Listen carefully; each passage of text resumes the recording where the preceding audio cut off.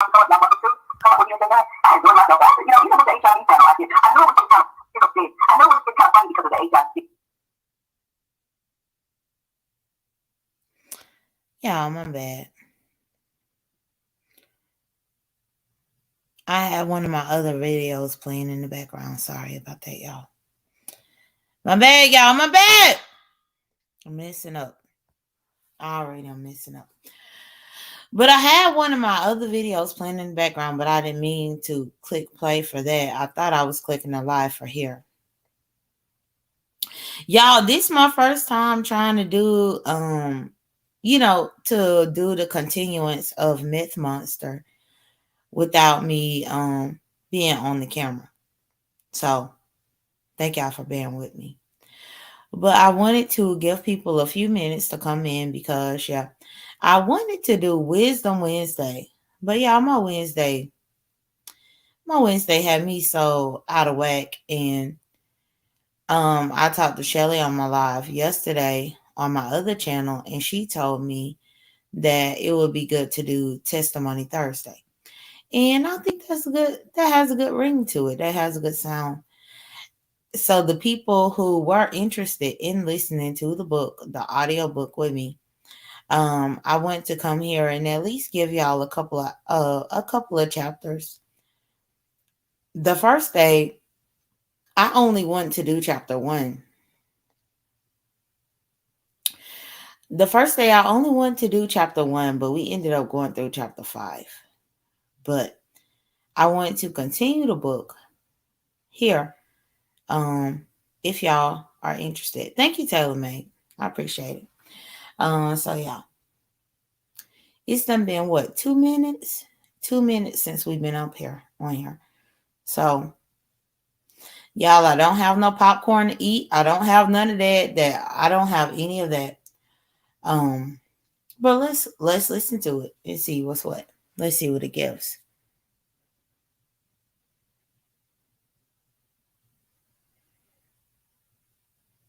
And I want to say too to the people that feel like Tim would be upset with me. I did reach out to Tim in one of his lives. I reached out to him in the chat. And then I did give Tim a cash out because I do, like, he's an author. This is his art. And so I want to at least give him a cash out to show him that I appreciate his work, not that I'm trying to grow from his work. So yeah, I'm trying to play it, y'all. Hey, BB Nice. BB, do you have a moderator stick over here? Do you? Yeah, I'm getting mad. Why is it not letting me play it?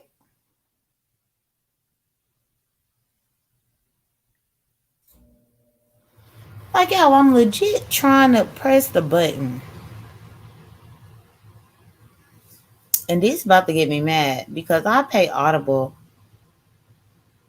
to be able to listen to the stuff that I got from here. So I don't know why it's giving me a problem. Oh, because this is my first time doing it from my cell phone. Y'all bear with me. Yeah, no, BB, I'm not on the camera. I'm not on the camera today. I wanted to be on the camera, but I'm not. I really don't feel up to it.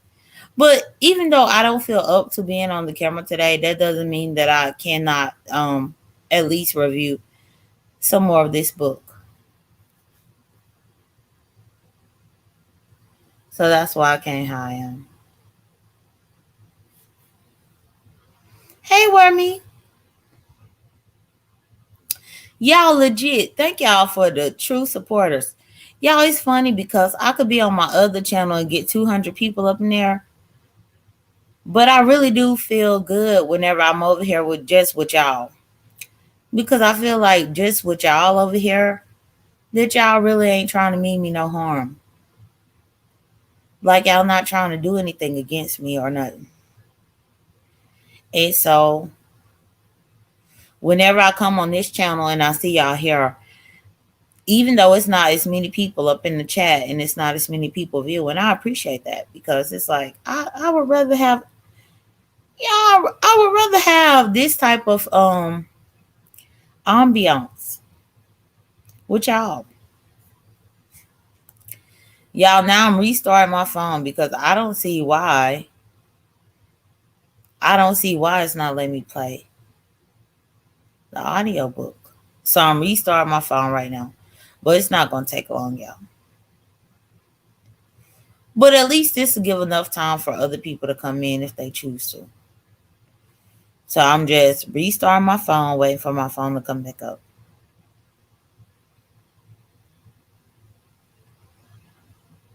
Thank you, Taylor May. And Taylor said, yes, BB, you're a moderator. Okay, good. Yeah, I thought I had gave BB a moderator stick, but then I didn't know. Like, BB is one of my, well, I wouldn't call BB a day one. I would call BB somebody that's like, just been a friend to me. And a friend that came unexpectedly.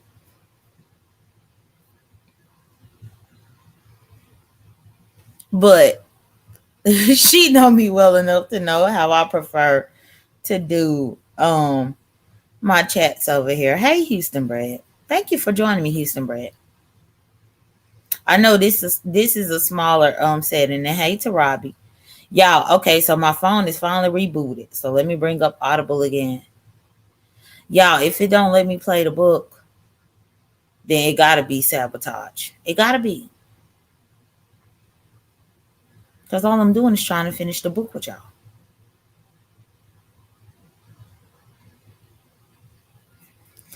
That's all I'm doing is trying to finish the book with y'all.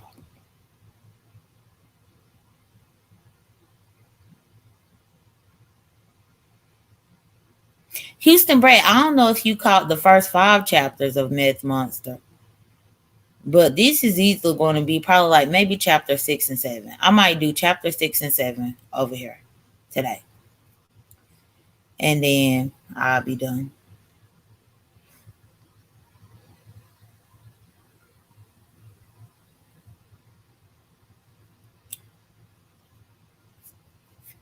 Oh, it's really giving me trouble. Hold on, y'all. It's really giving me trouble. Now I'm about to be mad because I pay for Audible every month. I pay for this. I pay for this service. So I'm trying to figure out why it's giving me a hard time. So maybe I need to, instead of me trying to play it through my phone, maybe I need to play it here through my Chromebook.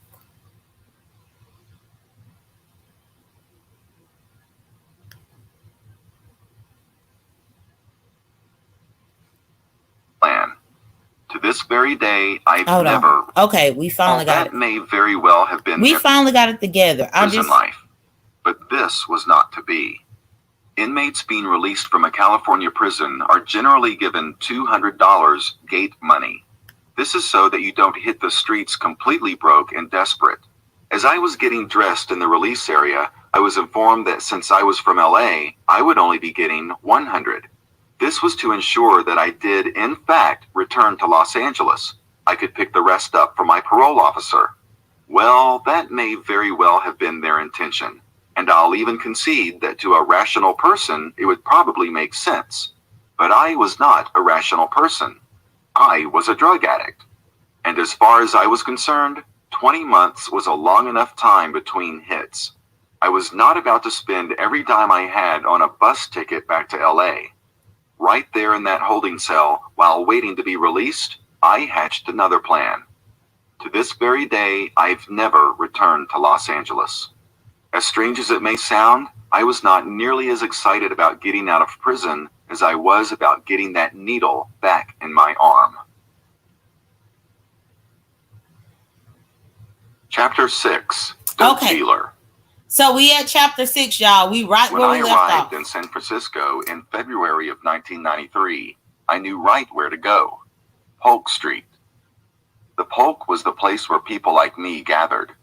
That's not to say that speed freaks, hustlers, and assorted other criminals were the only people in and around Polk Street. It is to say, however, that this was the very reason that I showed up there. I needed to be where my people were.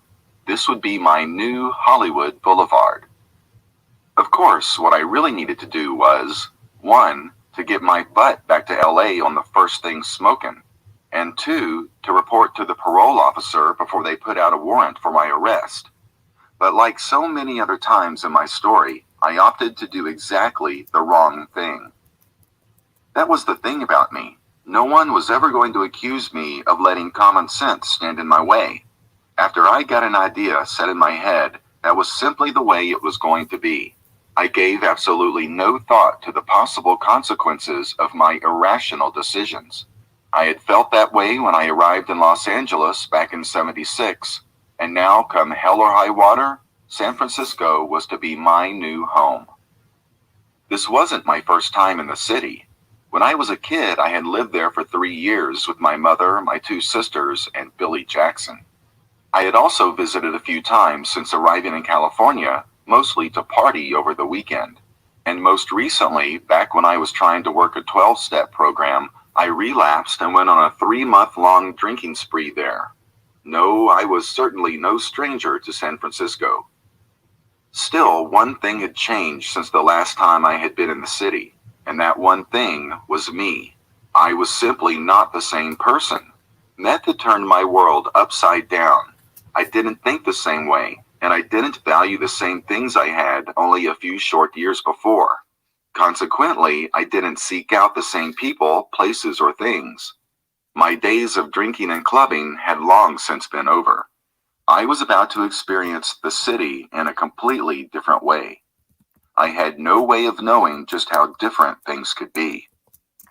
Since the time I'd started doing drugs, it had never been about anything but staying high for me. Sure, when I first started up with Crystal, I did a little dealing in the restrooms of the clubs. And then there was that period at Jimmy's place right before I went to prison. But even on my best days, I rarely made a dime more than I needed to cop, buy more dope, and maybe eat for that day. And that seemed to be pretty common with speed freaks. Some of the biggest dealers I knew rode around on bicycles and paid for their hotel room by the day. I suppose there must have been people living better than that, but I sure as hell never met them. Why would I? I was a bum. At least that's the way it had been in LA. Almost immediately after arriving in San Francisco, however, it became apparent that my luck had changed. On some level, virtually everybody who did drugs the way that I did wanted to be a dealer. It just made good practical sense. Shooting up meth every day was hard, desperate, and oftentimes humiliating work. Every day meant taking another risk. Imagine having to come up with at least $100 a day just to stay awake.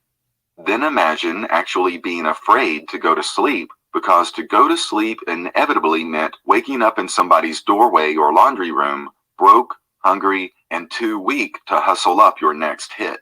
It was a hard life, and I had certainly paid my dues. By this time, I was in my mid-30s. I had been on a very long run, and I was tired of living like an animal. Unfortunately, the desire to deal drugs and the ability to actually function well enough to deal drugs were 2 entirely different things. No matter how hard I tried over the years, I was never quite able to master the art of using and selling dope at the same time. This was not uncommon. Meth was a powerful stimulant that often left one spinning around in circles for hours, barricaded in hotel rooms, or, God forbid, rummaging through other people's garbage uncontrollably. Every meth dealer that I ever came across was also an addict. Is it no wonder that you never saw meth dealers riding around in Cadillacs and BMWs? It was considered a major accomplishment if you could hang on to a hotel room, keep dope in your pockets, and wheels on that bicycle. At least that had been my perception up until this point. I first saw Fast Freddy, not his real name or handle, standing in front of an adult bookstore on Polk Street. I knew instantly that he was a dealer because from the very moment that he turned the corner onto Polk, he was surrounded by tweakers, meth addicts. Most dealers would have shunned drawing that much attention to themselves, but this guy seemed to revel in it. There was something very different about the way that this guy operated. And boy, was he fast. In just the few minutes that I observed him that first time, he must have made 10 to 12 deals right out there in the open, and then he was gone. The whole thing was over in 6 or 7 minutes. The second time I saw him, I made my move. I must have had a few dollars on me that first time, but my MO had always been to find out what kind of merchandise the target was into, and then go out and steal it for him or her. But Fast Freddy had other plans. As I said, Fast Freddy moved fast. He took an immediate liking to me, and after our second or third encounter, he decided that I should come and work for him. My first lesson under his tutelage was that peddling merchandise was for losers. I'd always be living from bag to bag as long as I operated that way. My first work assignment was to count his money, and that is how I got hooked on Fast Freddy. There were literally hundreds and hundreds of dollars in tiny little crumpled up $10, $20, $50, and $100 bills. The dude had them stuffed in every pocket of every piece of clothing he had on. I had never seen so much money at one time in all of my life. At first I thought, this dude has got to be nuts. After all, he'd only known me for all of 3 days. But soon I came to realize that this had been a test. Freddy was a pro. There would always be lots of money and dope around, and if I was going to be working with him, he had to know that I could be trusted. A few days later, weighing and bagging the dope was added to my job description. Freddy must have known that this would be an even greater challenge for me, but once again, I passed with flying colors. And so began my induction into the world of dealing crystal meth, and this time for profit. Of course, all of the profit went to Freddy, at least in the beginning. But I was studying this dude like my life depended on it. This was the closest I'd ever come to the big sack, and I wasn't about to blow it. My association with him made adjusting to life in a new city a whole lot easier. Freddy made everything easy for me. Overnight, I went from basically knowing no one in San Francisco to being Freddy's right hand. Wherever you saw Freddy, you saw me. And even more importantly, whenever you couldn't find Freddy, you could still get what he had through me. While Freddy was around, I was about as good and loyal a company man as one could hope to find. But when he got busted, I had no problem stepping into his shoes. I can't say that I got all of Fast Freddy's business when he went up the river, but I can say that I got more than enough. That's just the way things went in the drug business, especially at the street level. People were going in and out of county jail and state prisons literally every day. One day you'd be counting out thousands of dollars on your hotel room floor, and the next day you're bumming phone change in the lockup. I once asked Freddy why he didn't just give up the streets altogether and sell weight like all the other big shots. His answer was simple, because most of the profit was in the $20 to $50 sale.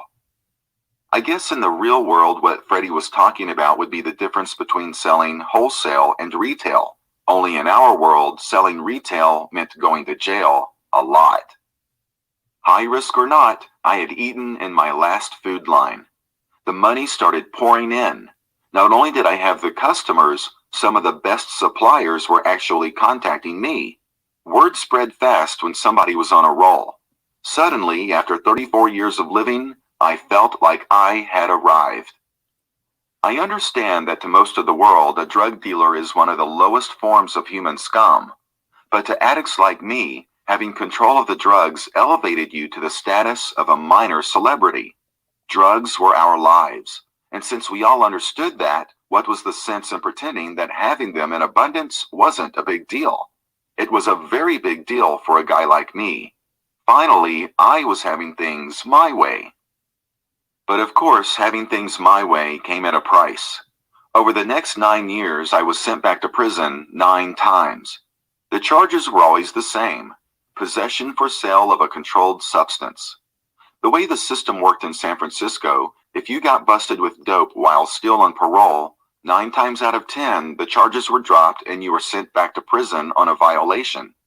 This was not a bad deal for me since I was already in violation of my parole by not returning to Los Angeles, so what was a couple of extra months? After the second or third time, going to prison meant nothing to me. It was simply the price I paid for having it my way on the streets. What difference did it make anyway? I had gone to jail just as much back when I was digging through other people's garbage for a living. This new and improved lifestyle came with other baggage as well. Every day meant walking the fine line between paranoia and legitimate fear about personal safety. Dealing drugs at the street level meant dealing with a wide variety of people from a wide variety of backgrounds. I had to pretend to be tough, or at least to be connected to some people that were, in order to survive. In addition to that, you never knew who that dude was that you just made 20 bucks off of. If he got stopped by the cops for any reason, he could easily rat you out and walk on most charges. He could just as easily set you up to be robbed or played in some way. Few people could be trusted. When you did business with pretty much anybody who had the price of a bag, you could never be sure who the rat was.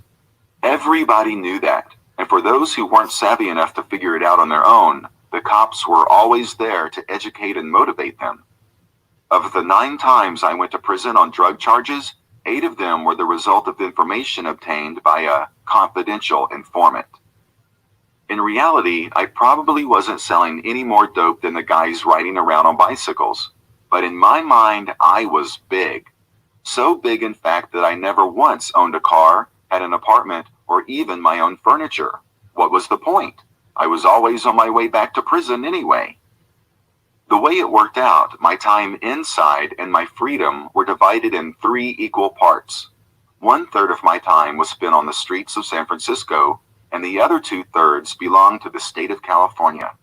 Of course, these were just averages. There were a few times when I was only on the streets a couple of weeks. I guess in a twisted sort of way, it did make sense that I would never acquire anything of any real value. I was first and foremost a drug addict. There was nothing on this planet that I valued more than dope. The more money I made, the more meth I bought. If there was ever one thing that virtually all small-time drug dealers had in common, it was a propensity to brag about how much dope they got busted with. Many would walk around in jail showing their arrest report just to prove it. Many others would simply lie. It was a strange and shallow value system, but for people like me, it was simple reality. Drugs meant everything, and the more drugs you had, the more valuable a person you were, period. The next really stupid thing I did in San Francisco was to get emotionally involved with a straight man. I know this sounds a little strange. How could this dude possibly be straight if he was involved with me? But in the underworld of meth users, the lines between sexual orientations got very blurry. You see, it really was all about the drugs for a lot of people. I knew countless numbers of heterosexual men who had sex with men on a regular basis and still considered themselves straight. A few years earlier, I would have said that this was bull, that any man who had sex with other men had to be at least bisexual. But that was only because I hadn't lived long enough yet. Hustlers did it, many men in prison did it, and down-and-out drug addicts definitely did it. Not everybody, but definitely lots. That's not to say that all of these guys were just in it for the money or the drugs. I also encountered many men who I strongly suspect were doing crystal meth specifically for the purpose of having sex with men. Let me put it like this.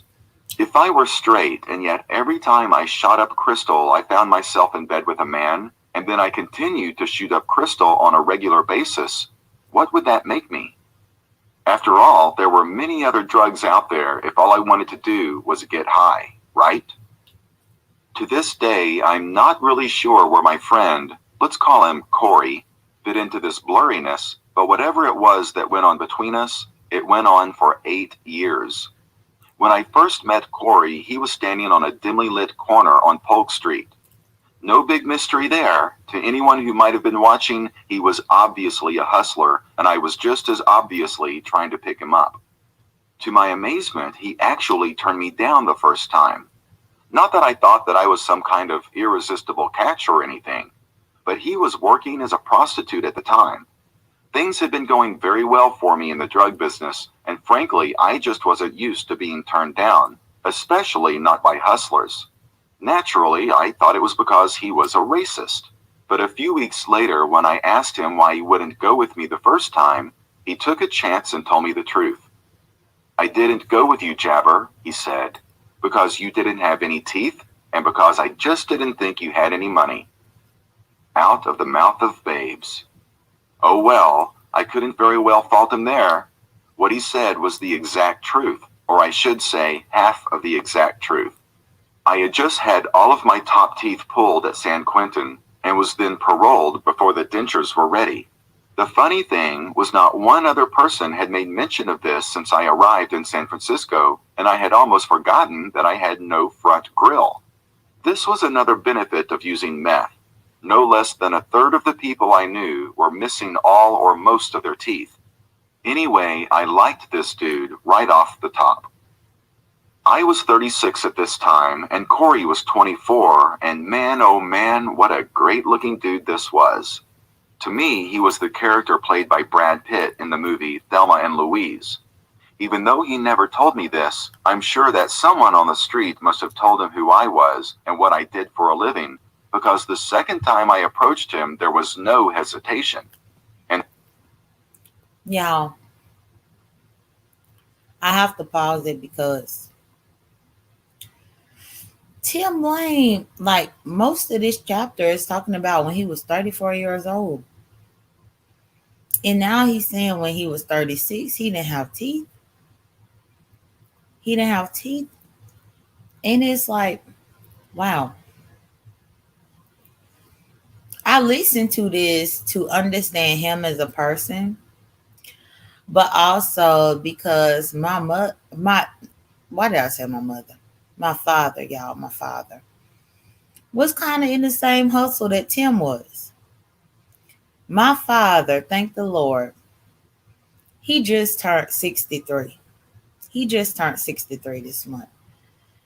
And he was in the dang on life.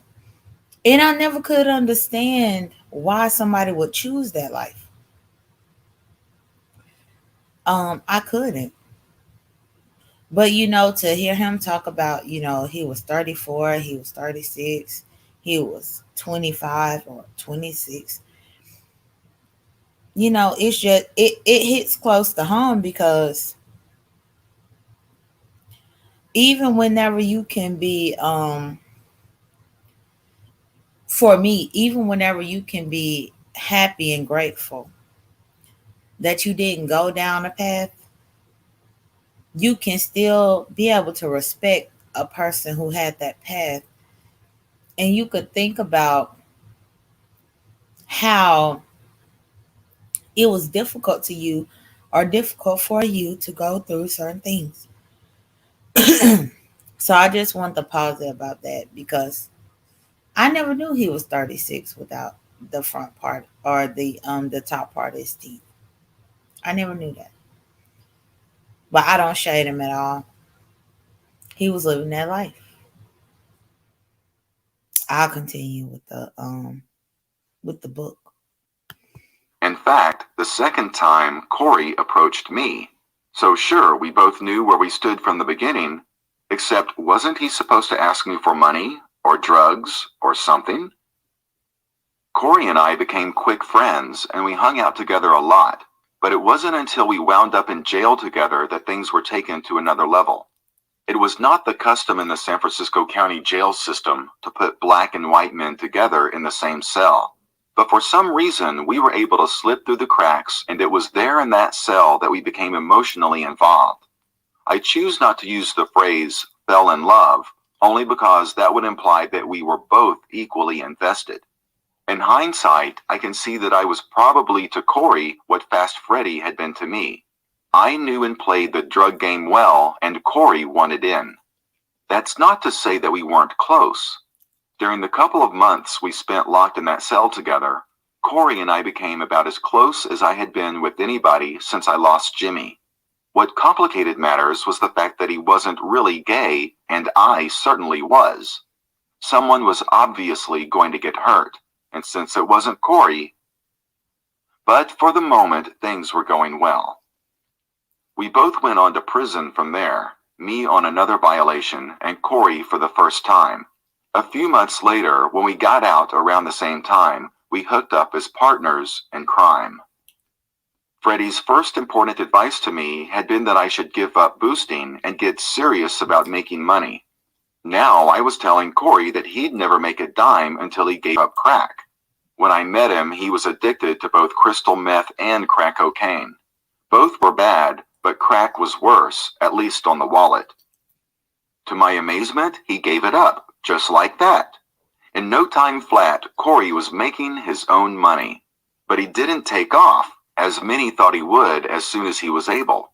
Instead, he invited me to his wedding. I couldn't believe it. Just as casually as if he were telling me that he wore a 10.5 tennis shoe, Corey informed me that he was engaged to be married. That's what I mean about him not being gay. I think that even a bisexual man would have had the sensitivity to realize that I would be devastated over this. To me, our relationship meant everything. To him, it obviously meant nothing. Well, no matter how I felt about it, Corey got married. And then about 7 months later, he became a father. Then 5 months after that, he was separated. And shortly after that, Corey was divorced. The whole thing, from beginning to end, lasted about 2 years. And yes, I was still hanging around on the sidelines for all of those 2 years. Not that I was wanting or waiting for him and his wife to break up. They had produced a beautiful baby boy, and I was actually hoping that they could make it work. Be that as it may, in short order, Corey was back in the life. However, things would never be the same between us, no matter how desperately I wanted them to be. Meanwhile, there were other interesting developments. I can remember very clearly what I was doing the day that I heard about a revolutionary new class of HIV medications. Apparently, people were going from near death to relatively good health and in a relatively short time. Actually, it's very easy to remember what I was doing and where I was doing it, because at the time, I was at what had become my primary residence, a locked cell at San Quentin State Prison. That's where I was, and what I was doing is even easier. Absolutely nothing. That's what you did an awful lot of during the time while you were in the reception center waiting to be housed. It was either read a book or write a letter or do nothing. At any rate, this was very good news for a guy who had been diagnosed with full-blown AIDS based on my T-cell count 3 years earlier. It was indeed good news, but it wasn't enough to make me give up dope. By the time I came back a year later, the new drugs, protease inhibitors, were available to inmates, but the prison doctor refused to put me on them. He and I both knew the way that I lived on the streets. Careless and inconsistent use of these drugs would render them ineffective forever, and there was no turning back after you became resistant. At the time, I was very angry, but now I can see that this prison doctor may very well have saved my life. This would have been a very good time to get off of drugs.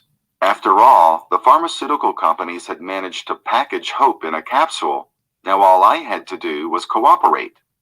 Fear and hopelessness had played a major part in why there had been virtually no serious attempts at trying to get clean since I left AA and NA several years earlier. Granted, you didn't have to have a terminal illness to become a dope fiend. But if you did happen to have a terminal illness and you were already a dope fiend, what would be your motivation to stop? I, for one, was not the least interested in putting the kind of work it took into getting clean and sober, only to watch myself slowly waste away and eventually die. The way I saw it, as long as I stayed high and chemically kept reality at bay, I wouldn't have to think about such things. But of course, it was inevitable that reality would have its day. I realize that this may sound a little strange, but at least in regards to my health, all of this time that I was spending behind bars was actually working in my favor. The state was inadvertently saving me from my self-destructive self and extending my life expectancy.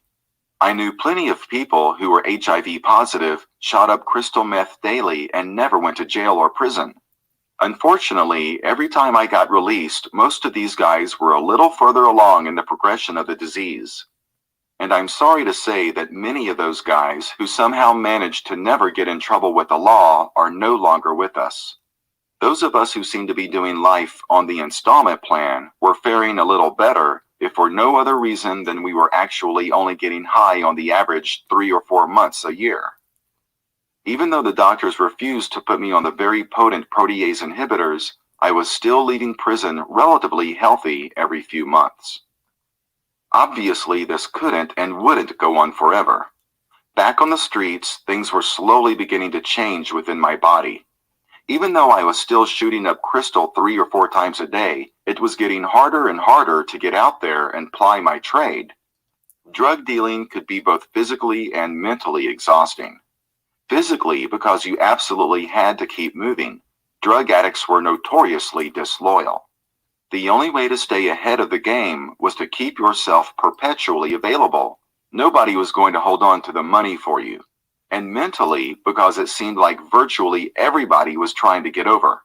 If you let your defenses down even for a moment, you could find yourself counting fake money at the end of the night. It wasn't that I was sick exactly, more like I was getting progressively weaker. To anyone who happened to be observing, I'm sure that I had much more the appearance of someone on heroin than speed. To make matters worse, I made the mistake of accepting large quantities of meth up front before paying for it. This was a very bad decision. Now I absolutely had to produce. I needed to come up with $1,000 a day just to break even. What complicated matters even more was that after I hooked up with these guys, quality control went right out the window. Since I perpetually owed them money, I had to take whatever they gave me. Good drugs sold themselves. Third-rate crap took a lot more work. I was exhausted. But the real beginning of the end came for me when I got robbed. I wish I could remember where I first heard the saying, "To call some people, God could use a feather. For others, it takes a brick." Chapter 7, Coming Out. Y'all, we at chapter 7 now. Hold on, y'all, I'm chewing. I was trying to chew lightly or not too loud. But no, this book is really good, and welcome to everybody that's here. And the last comment I see is for Tiki. Thank you for coming. Thank you to everybody for coming. But to listen to that, I didn't even know that Tim was hustling like that. But did y'all hear him saying that at one point he was making $1,000 a day? My goodness, $1,000 a day?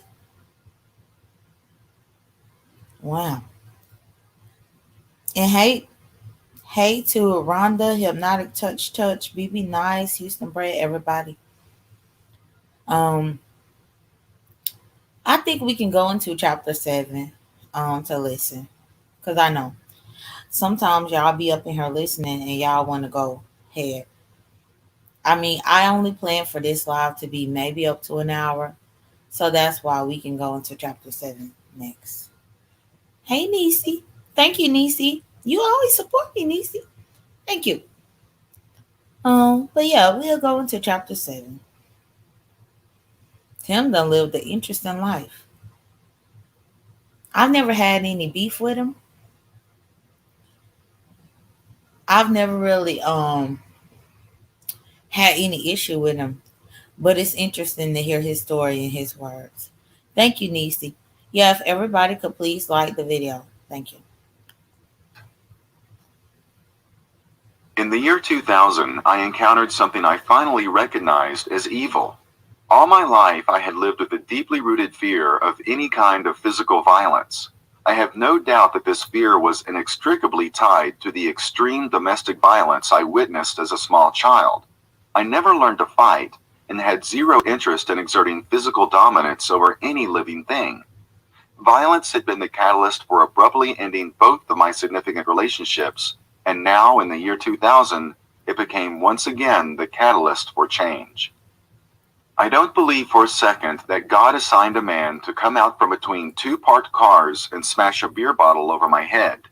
But because I know that he has such an intricate knowledge of me, I believe that he allowed it to happen.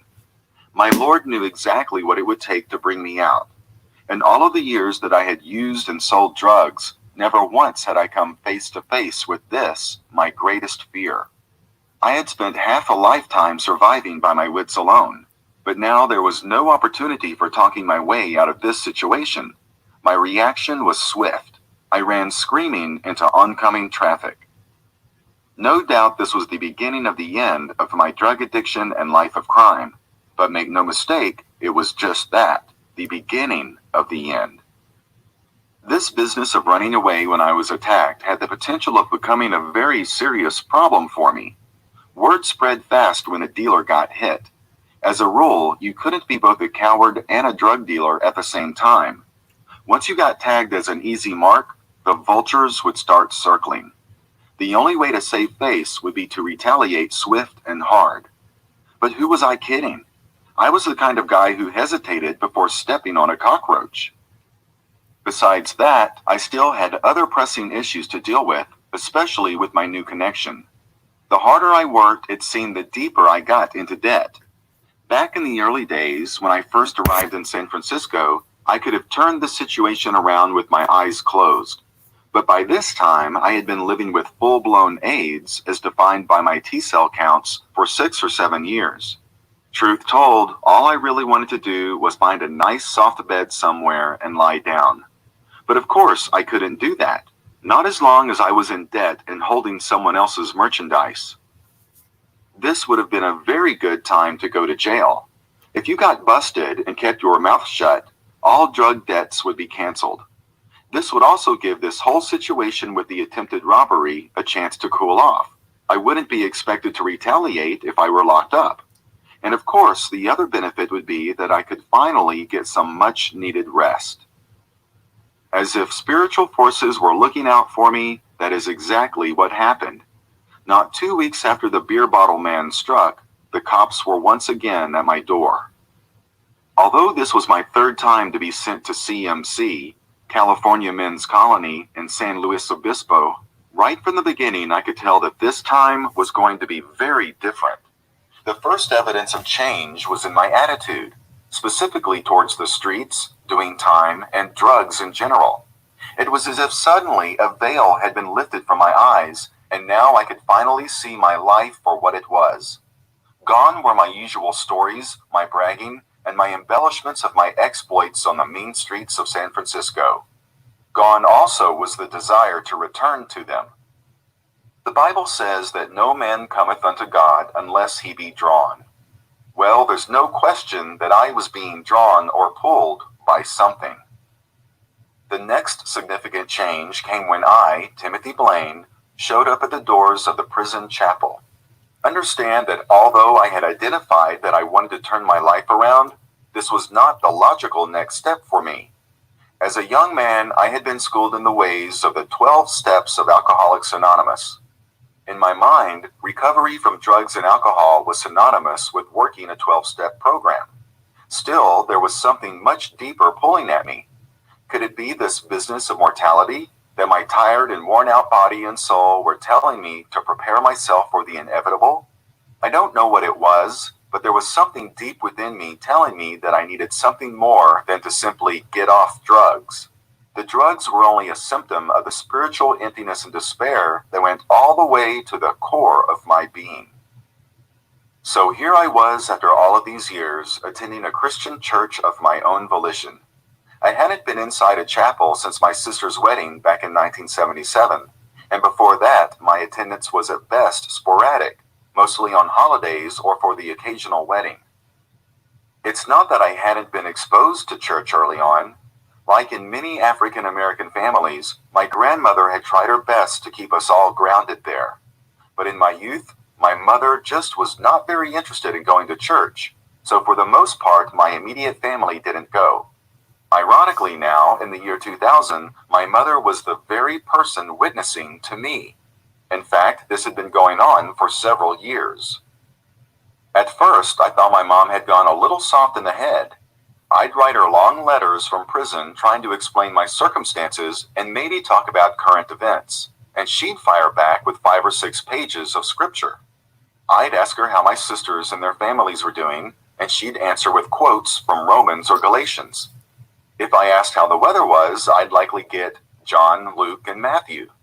At the time, I simply wasn't ready to receive the message she was trying so desperately to convey, and many of those letters were merely scanned over and thrown to the back of my locker.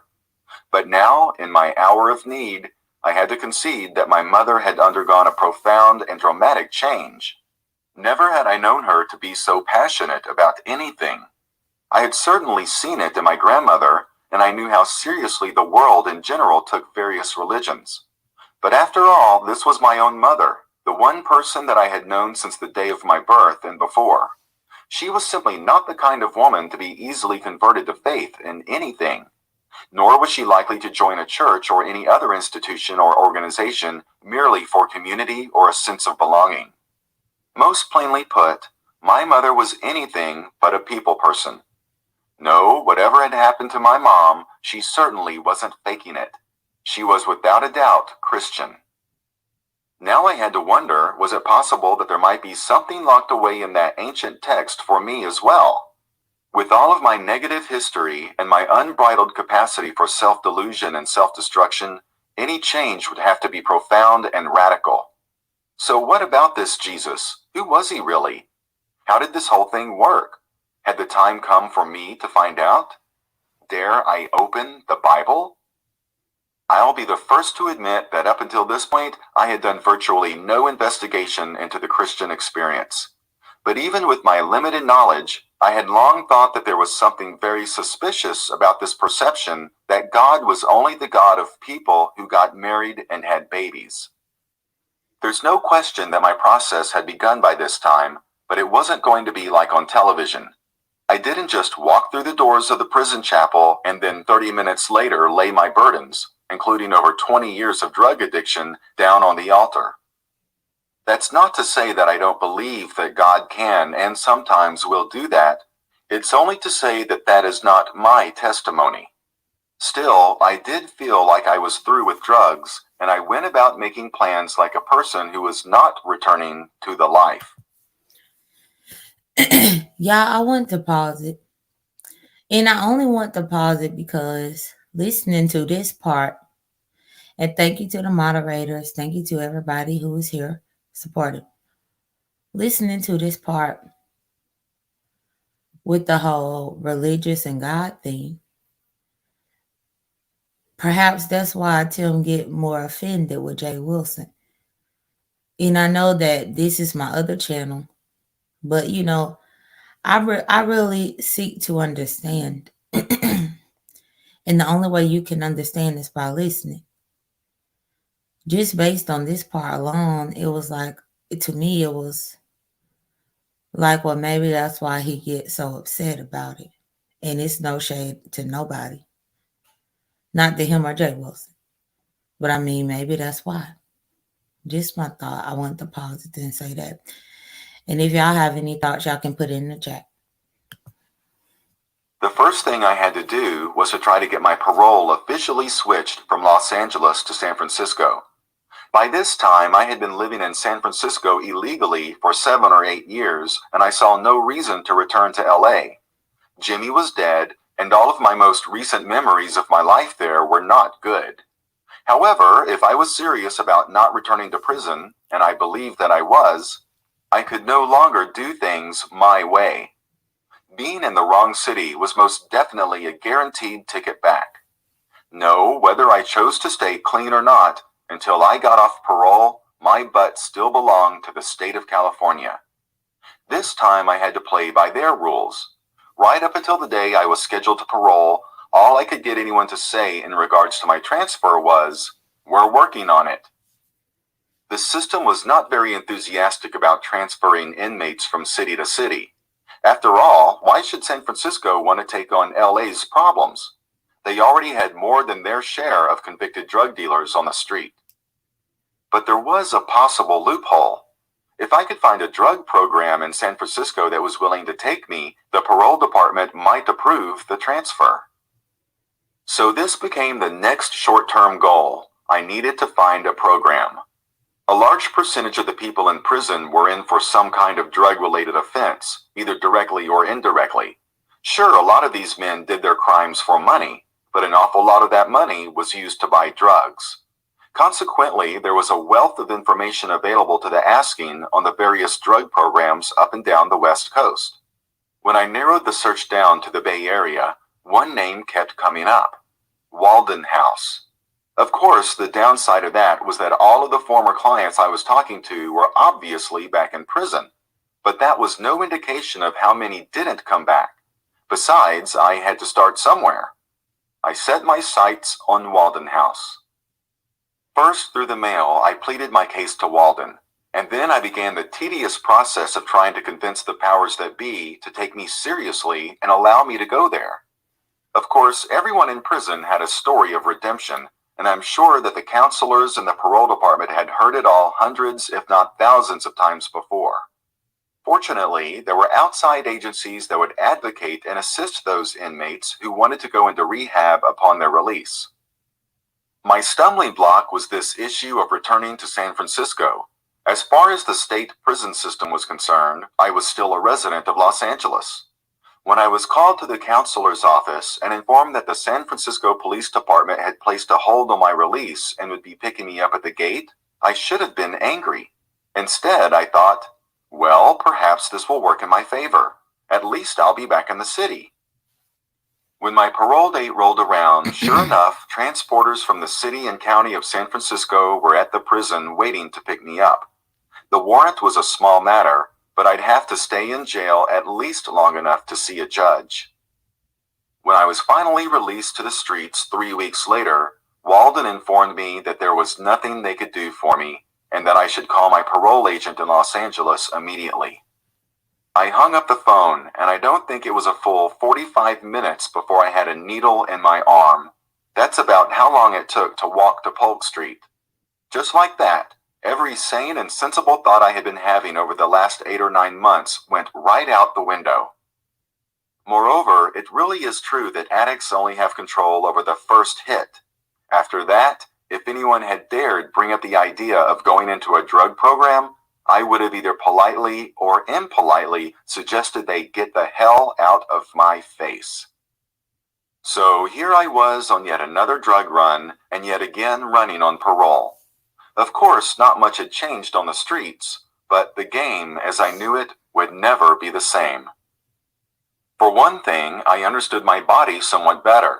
Just as soon as I started running around like a lunatic, chasing every dollar, eating once a day, and sleeping twice a week, I was going to start feeling like I had AIDS all over again. And for what? The cops always ended up with the money, the drugs got destroyed, and I'd go right back to where I came from: prison. No, my money-chasing days were over. But because I took that first hit, my addiction was alive and well. Of course, getting high still took cash, so I didn't get completely out of the drug business. In fact, I was back in business within a few minutes after I did that first hit. At this point, there was no way for me to separate the two. I was not about to go back to shoplifting, and to be honest, I still very much enjoyed the status and constant validation I got as a meth dealer. Besides, at 42, I was a little long in the tooth to be sleeping in the streets. However, at this point, my primary concern was avoiding apprehension. Since moving back to Los Angeles was out of the question, I would always be a fugitive. This had been the case since the day I arrived in San Francisco 8 or 9 years earlier, but somehow now I became much more aware of the insanity of walking around delivering drugs door to door. So everything got scaled down.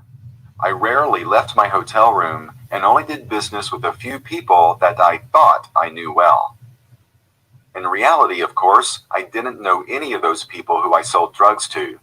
So what happened, and in relatively short order, was what always happened. I got set up and I found myself back behind bars. This time they didn't send me right back to prison.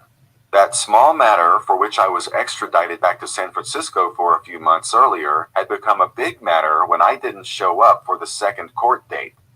Somehow I had managed to be on both parole and probation at the same time. It was a complicated situation, but the judge came up with a way to make it uncomplicated. 3 years in the state penitentiary. Be careful what you wish for, as they say in AA. Or is it, be careful what you pray for?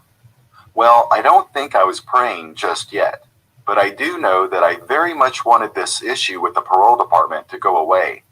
The situation seemed hopeless, and then, just like that, it was gone.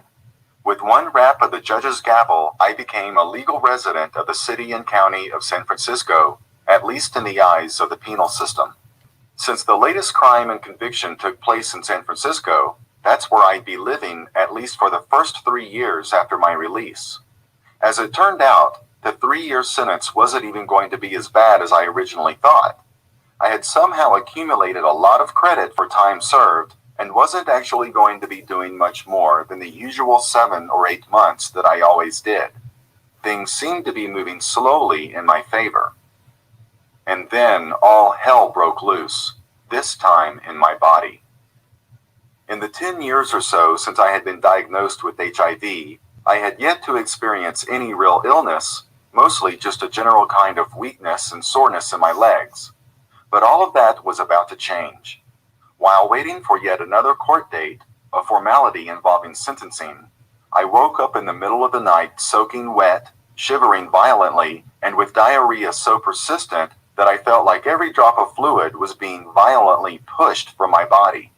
Never before had I felt so deathly ill or so powerless. But the things that were going on within my body were by no means the worst part of this experience. No, the very worst part was being heckled by other inmates as I desperately tried to make it the 2 or 3 steps from my bunk to the toilet. I had to do this over and over and over until finally I heard someone yell, "Hey cop, I think that faggot with AIDS is dying in there."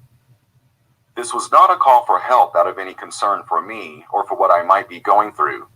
As one of the other hecklers so colorfully put it, "Get that stinking motherfucker out of here." And I prayed, "Dear God, please not like this. Please don't let me die in a place like this." The next thing I knew, I was being rushed by ambulance to the jail ward at the county hospital where the doctors gave me a prescription for Imodium and sent me back to jail. But the next night I was back again, and with a temperature of 105 degrees. While I lay in that hospital bed, not knowing what was wrong with me or how long I'd be there, Corey decided to show his true colors. Yes, Corey was still very much in the picture at this time. At the very least, I thought of him as my best friend, but in truth, I had never really gotten over him, and I still held on to the idea that what we had was more than a mere friendship. I must have called the place where he had been staying 15 or 20 times before one of the roommates there took pity on me and told me what was going on. When you sell drugs at the street level, you can hardly help but accumulate a lot of mostly stolen property. This was especially true with me, I think, because I had spent so much time on the other end, selling everything I could get my hands on for the next hit. All of this stuff usually disappeared when I got busted anyway, but since Corey and I both happened to be on the streets at the same time, I thought nothing of having him pick my keys up at the jail. The idea was that he would pack up my belongings and put them in a storage unit that I kept. Instead, he packed up my belongings and sold them. After that, he proceeded to the aforementioned storage unit and cleaned it out as well. I don't think that this betrayal was a big part of my bottom and subsequent coming out of the life. Instead, it was yet another piece of my former self being chipped away. It felt sort of like being kicked in the stomach while you were already on the ground. When I arrived at San Quentin several weeks later, I was still very sick, but even more determined than ever to turn what was left of my life around. The incident with the beer bottle man had certainly woken me up. Relapsing only moments after things didn't go my way told me that this was not going to be an easy journey to recovery. Corey's betrayal only magnified how truly alone in the world I was. But how can I make you understand? It was when I got sick, This was the thing that sent me running into the arms of Jesus. As I often tell my friends, I first became interested in Jesus Christ because I thought I might be meeting him very soon. My perspective on sickness and death was not like other people in their early 40s. I had seen far too much death already, and now in this prolonged illness, I was very afraid. Life and the possibilities of what lies after death became very real, very serious concerns. Even though I was not churched and had very little knowledge of Scripture, as far as I knew, there was only one name given under heaven by which I could be saved. I didn't even know what being saved meant exactly. I only knew that if God had made a provision for mankind by which he wouldn't burn in hell forever, I didn't want to miss it for lack of knowledge. For about a year at this point, I had been feeling like I was being somehow handled by God or supernatural forces. Now I had to wonder, was the reason for this something much bigger than my drug addiction? Was the Lord calling me home now? Is that what this was all about? Was I really going to die soon? The symptoms of my illness were slowly going away, but the spiritual call on my life would not diminish. Why was this thing happening to me? Half the people I knew had AIDS, yet they didn't all go running to Jesus at the first sign of trouble. Or did they? How would I know? People tended to disappear when they got sick. Granted, I knew an awful lot of people who had passed away, but I certainly hadn't been at any of their bedsides at the end. I had never been there for anybody but myself. The way I had carried on at Jimmy's apartment at the end of his life had been a disgrace. Besides, who'd be talking about their spiritual condition with their drug dealer anyway? As far as I know, I thought, this thing going on inside of me might be as natural as rain watering trees. This time I was sent to a medical facility which also happened to be a prison in Vacaville, California. Right away I started attending Sunday morning services and taking tracts back to my cell afterwards. Frankly, I was having a very hard time with the Bible. I was overwhelmed with the thousands of little tiny words. Beginning at the beginning was simply not working for me. I was far too hungry and far too anxious to burrow through hundreds and hundreds of pages of the history of God and the world. Everything seemed so distant and irrelevant to the world I lived in today. I became very frustrated, but not totally discouraged. You see, I had to know this God. With every passing day, I felt more and more as though He were somehow calling me. There was a small group of inmates that met regularly for Bible study in the common area of the unit where I lived. This group was led by what most folks would call a jailhouse preacher. Say or think what you will about people who find the Lord after being locked away for an extended amount of time, but I have yet to find a man with any stronger faith. There was a very good chance that this man would never see another day of physical freedom on earth, but to look into his eyes, you could never tell it. This lifer was already free. I admired him and the way he was doing his time, at first from afar. I think it both strange and profoundly sad that I felt like this man who was so well versed in Scripture would not minister to me because I was gay. "So you're gay and I'm a murderer," he said when I told him of this apprehension. "Now let's talk about the gospel of Jesus Christ." I learned a lot from this brother in the months to come, but there was one thing that I got from him that would profoundly influence the course of my spiritual walk, as well as the issues associated with my health, my addiction, and all other areas of my life. I approached him about my frustration over this issue I was having with reading the Bible for myself. I told him that I had never read a full page of the Bible in my entire life. I told him that the only books that could hold my interest were real-life crime stories. I told him about what a lousy student I'd been, and about how I'd never learned to study. I even told him about my stifling fear of what I had always heard was written there about me or people like me. To all of this, he said, "Jabber, I want you to do this. When they call lockup, I want you to go back to your cell and pray. Ask God to remove whatever is standing in the way of you reading His Word. Ask it in the name of Jesus Christ. And then I would begin in the New Testament." When I got back to my cell, I did just that. And then I opened my eyes, picked up the Bible, and I began to read, and read, and read, and read. Just like that, I began my journey into what I had always heard was the Word of God. This was no small matter. Suddenly, God became much more than just a decision to believe in Him, so much more also than an intellectual concept of who He is. On that day, in that cell, on that hard prison bunk, God became real to me. And not only was He real, but I, Timothy Blaine, could actually talk to Him. To think that God had just heard and answered my prayer before I could even open my eyes was overwhelming, to say the least. What kind of power had I just tapped into? I had to know more. Whereas up to this point I hadn't been able to read and comprehend even one page of the Bible, now I couldn't seem to put it down. Every day I'd rush back to my cell. I wanted so desperately to know every word that came out of the mouth of Jesus Christ. Memorizing key passages and the names and authors of all the books in the New Testament became self-imposed homework assignments.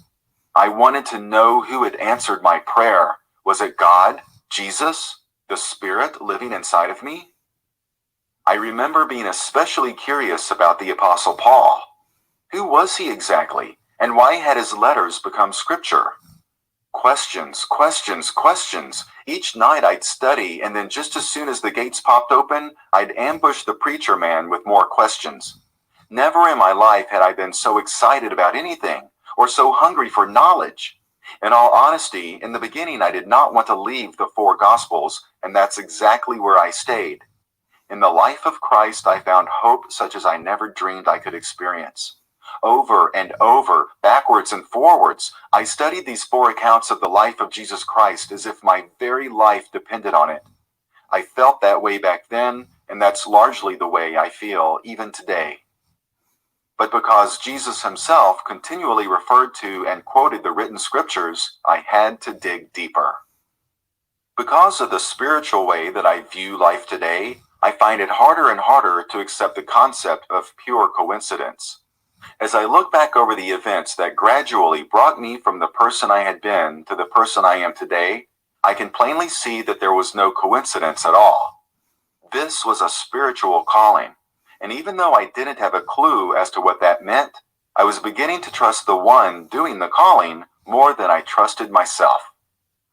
Right around this same time, my mother decided that she had had enough, and she wasn't going to take it anymore. At the time, I thought, well now, this has got to be about the strangest thing since French fried ice cream. Here this woman had been diligently trying to both witness and minister to me for some 6 or 7 years, and now when at long last I was finally ready to talk about Jesus, she decides to cut all communication with me. Of course, many, if not most, parents of drug addicts and habitual criminals come to this same place at some point in their relationship with their self-destructive offspring, but I thought the timing of this particular separation especially strange. And that was just the point. It had all been strange. Just a little over a year prior to this, I had been a carefree dope fiend, peddling my particular brand of poison around the Tenderloin district of San Francisco, oblivious to the workings of either God or the devil. Now I was sure that God was separating me from everyone and everything that I knew or thought that I knew. I believed that the Lord was teaching me that the only one whom I could or should depend on was Him. There is a popular motto used in both the prison system and in recovery programs. If you fail to plan, you plan to fail. So I went about making my exit plan for the second time in a year. This time things would be considerably easier. For one thing, this time I'd be paroling to San Francisco. The next step was getting into a residential treatment facility. Since I was already familiar with Walden House, I gave them another call. This time they told me that since I was now a legal resident, they could pretty much guarantee that I'd get in.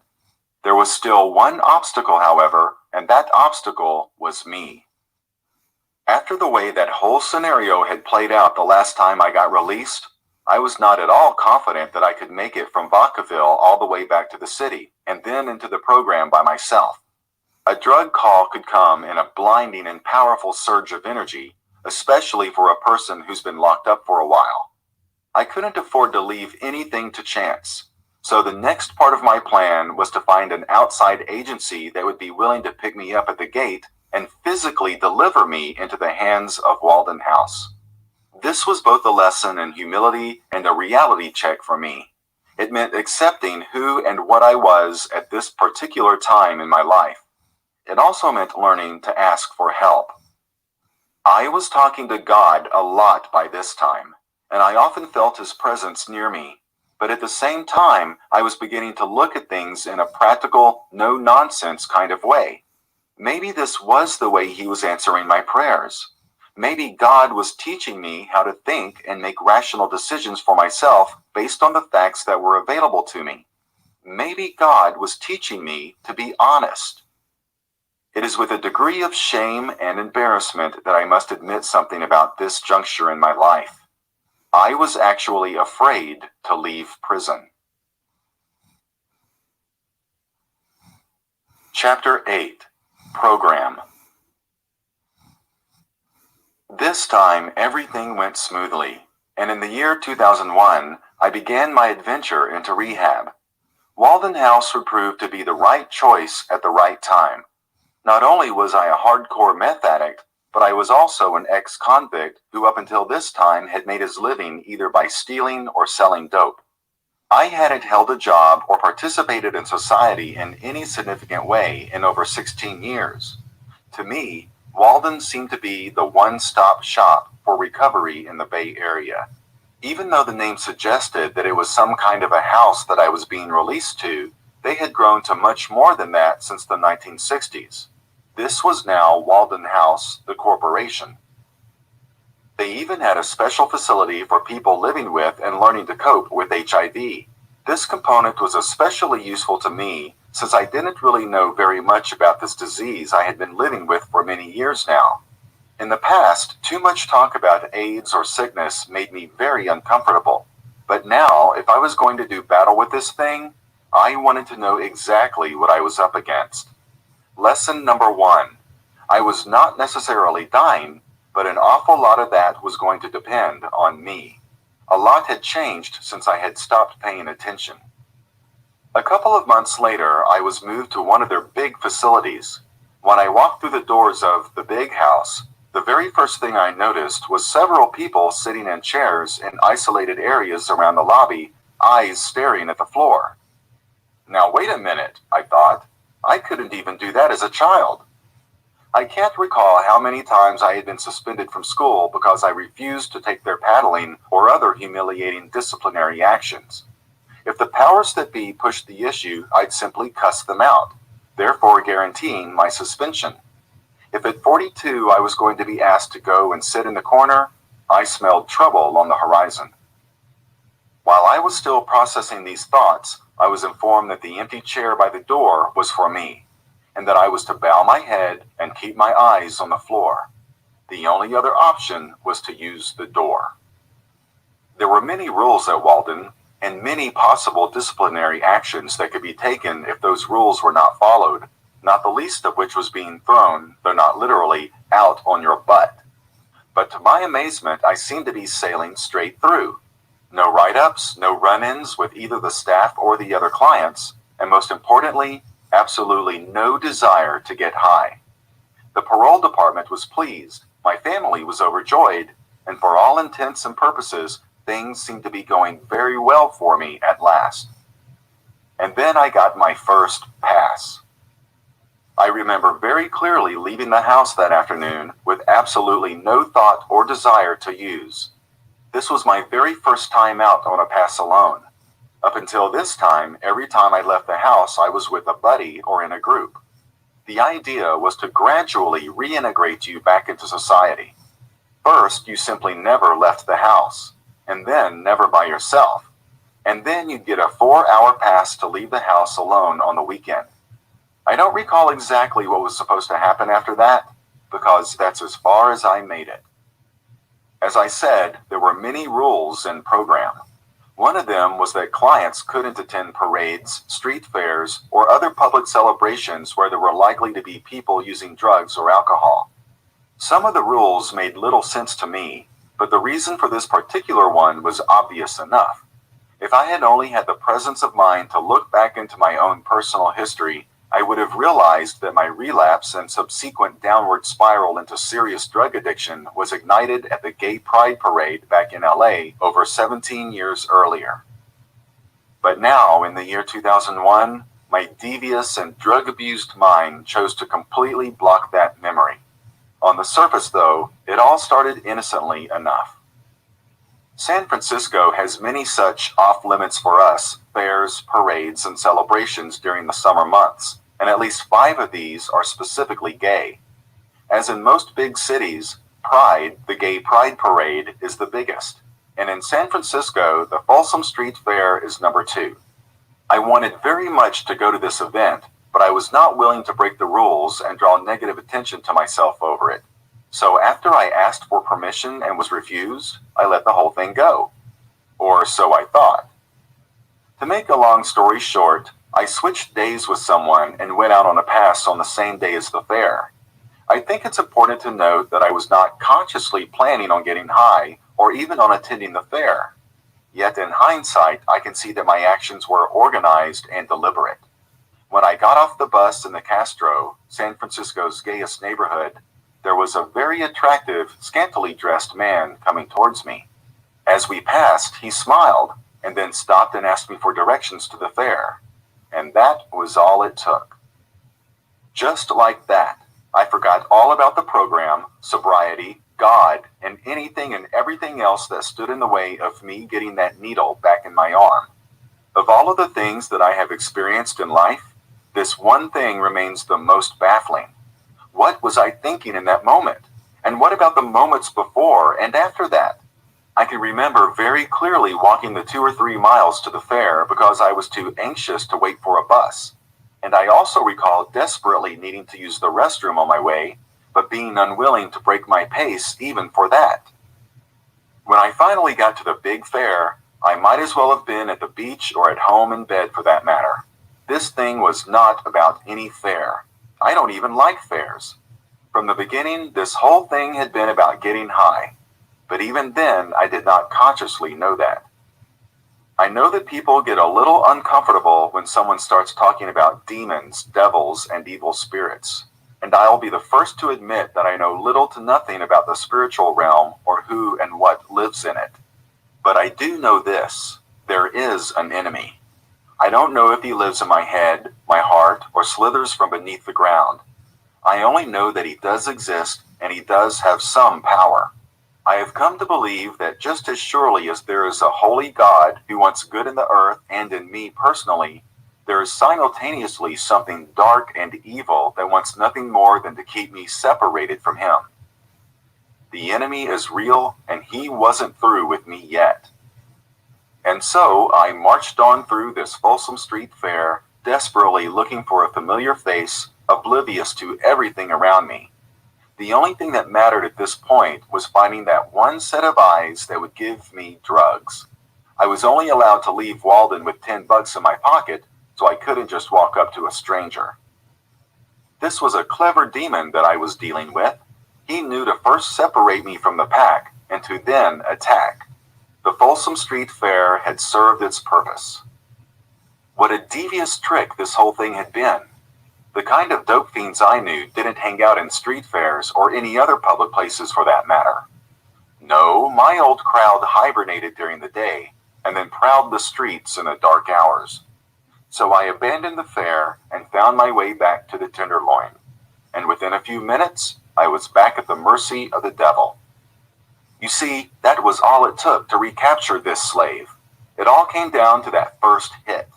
After the drug re-entered my body, I went right back to being Jabber, the dope fiend. What a hopeless and pitiful feeling it was coming down from that first high and wondering what the hell had happened. It was like I had been in some kind of trance from the moment I passed that guy on the street in the Castro till the time I finally got that loaded syringe back in my arm. And when exactly did this whole thing really begin anyway? I asked myself. Surely it was before passing some stranger on the street. What was this obsession with going to a street fair that I had never gone to even when I was using? There were many such questions to ask myself, but I chose to deal with the situation in the same way that virtually all practicing drug addicts deal with hard questions. I got high, again and again and again. But whereas I'd usually just keep going and going and going until the cops showed up and took me back to prison, this time I got lucky. This time I went to the emergency room. Acute dehydration, coupled with an overdose of another drug called GHB, was the diagnosis in the ER. I had managed to drop 40 pounds in about 3 weeks. In the old days, I could easily have bounced back from this episode with a few days of rest and fluids, but this wasn't the old days. I was a very sick man when I finally picked up that phone. Fortunately, Walden did take me back, although not at the same facility. This time I was to try the program in a much smaller and more intimate setting. The parole department decided to give me a one-time pass as well, since I did somehow make it back to the safety zone of Walden before I got picked up. But I was informed in no uncertain terms by my PO that this was just that, a one-time pass. Going back to Walden looking like someone returning from a stay at the county morgue was, as you might imagine, a humiliating and humbling experience. But try to imagine my state of mind when 3 months later, it happened again.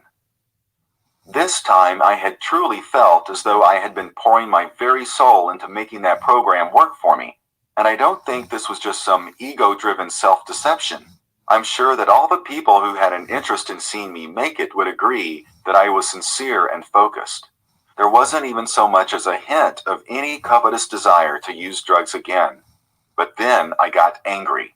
Actually, I got very angry. I had seen men go absolutely ballistic over the TV remote in prison, but this was me. I didn't even particularly care for television. Still, here I was yelling, screaming, and threatening to throw clients out of third-story windows. And over what? Which second-rate video we were going to watch. That's what. It was a ridiculous display, at the end of which I went back to my room, packed my bags, and made my way back to Polk Street. What a cunning thing this was that lived inside of me. How could I ever hope to win against it? My good intentions meant nothing. What I lacked was power. Obviously, this had nothing to do with any video or even with anger. The thing wanted to be fed, and I was powerless to refuse it. Why couldn't I pray now as I made my way back to Polk Street and to my own destruction? Why couldn't I just stop, turn around, go back and apologize? I hadn't actually hit anybody. They would have taken me back. I asked myself many such questions as I made my way back to Polk in search of food for the thing. But still, I pressed on. Within an hour, I had the stuff back in my body and my body back on the floor, engaged in one of the disgusting sex acts that had by now become my standard for human contact. At the time, I'm sure that I must have thought, so this is why I do it. It's all about having this kind of sex. Now I would say, so what? So what to all of these details, man? This thing was not playing with me. It wanted me dead. This was about power. The devil controls the lower nature, and he'd use anything to keep me under his power until the end. This was spiritual warfare. God wanted me alive in Christ, while the devil wanted me dead and separated from him forever. What I didn't understand then, and barely understand now, is that I could not lose. This was the power of God that had been pulling and tugging at me for close to 2 years at this point. There was no equal battle going on here. Only God could be victorious. What I didn't realize as I lay on yet another filthy floor and yet another needle in my arm was that God Almighty was about to bring me out of this thing in such a way that I'd never come back. I was very quickly approaching my point of complete surrender. I was about to know the power of Jesus Christ for myself. And so I pressed my way on through what was to be my very last relapse into drug addiction. What I remember most about that last hellish run was the hostile and bitter attitude with which I went about handling my business. I hated them, all of them, almost as much as I hated myself and despised my weakness. I hated all the lying and cheating, all the victimizing of innocent people, and then all of the victimizing of each other. I hated seeing young people out on the street selling their bodies for more of this garbage. I hated knowing what life in the streets and crystal meth was going to do to them. And I both hated and feared the rats. I hated not knowing which one of these people was going to send me back to prison over a $20 bag of speed. So I marched on through this last one, viewing the people and the lifestyle I once loved with loath and contempt. It was an odd circumstance that I had now landed myself in. I couldn't go back to Walden House. My PO had all but assured me that I was going back to prison if I messed up a second time. Besides, the drugs were already running through my veins, so there was no real desire to stop. The only way I had ever been able to come off of drugs was either by getting sick or going to jail, and this time would be no exception. Within 5 weeks of the time I left Walden, that thing that always happened to me happened again. One of my good friends traded my freedom for their own, and I found myself back in San Quentin. The first few weeks back in prison, I fluctuated between exhausted sleep and waking despair. Even if I didn't drop dead from AIDS, what on earth would the next few years hold for me? The very idea of ever using drugs again brought bile up into my throat, while at the same time I had absolutely no confidence that I would ever be able to resist this thing that obviously did not want to let me go. After I was finished licking my wounds, I buried my head back in the New Testament. Maybe I'm destined to be the kind of man, I thought, who can only feel the presence of God when I'm locked in a cage. But I didn't care. I only knew that the last time I was there in prison, I had felt God. This was the only thing that meant anything to me. In the presence of God, there was hope. And I so desperately needed this one thing that I was convinced only He could give me. I fully accepted that I was a dope fiend of the hopeless variety, and I believed that only God could save me from myself and from the powers that sought to destroy me. The Bible told me that I should use the name Jesus. It went on to tell me who He was and where He came from. In the pages of the Gospels, I found profound answers to the big questions. The biggest being, how do I know God for myself? And Jesus said, I am the way, the truth, and the life. Follow me. And the next day He'd say, seek and ye shall find. Knock and the door shall be opened unto you. And on the next day I'd hear, come, all you who are heavily laden, and I will give you rest. Every day the Lord would speak to me through the pages of the Bible, and every day I'd become more and more convinced of who and what Jesus Christ really was. A few weeks later, I was sent back to the place where I had been paroled from some 9 months before. Of course, I was somewhat embarrassed by my failure and return, but in truth, I didn't really care very much about the people around me. I was on a mission. When Christ said, seek and ye shall find, I took that as my marching orders. Church was not just something I did on Sundays.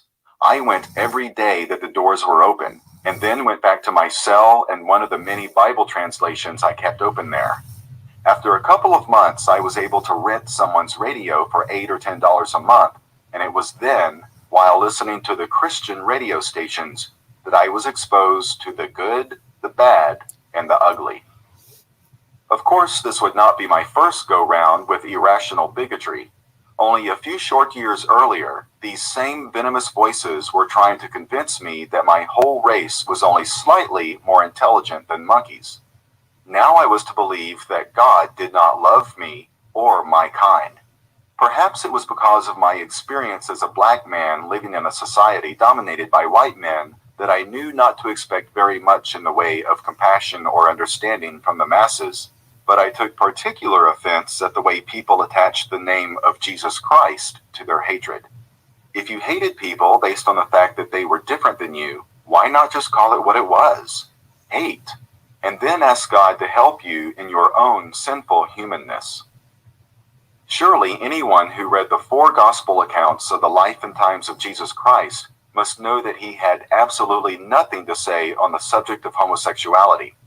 Yet to hear some of this ranting and raving on the radio, you would think that being heterosexual was some kind of essential element of being a Christian.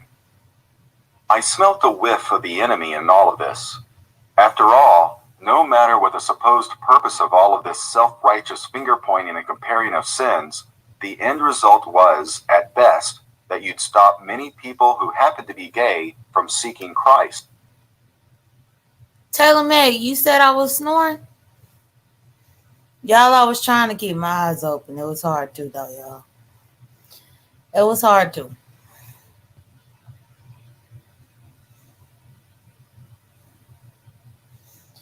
Y'all, I was tired. So my bad, y'all. My bad. I don't even know what chapter we on. What chapter we on, y'all?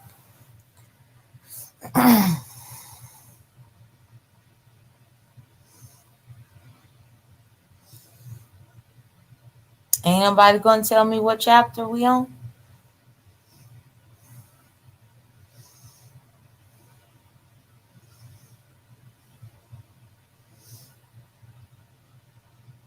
Wait a second. The book almost over. Y'all, let me get off of this thing. We made it to 8. My goodness.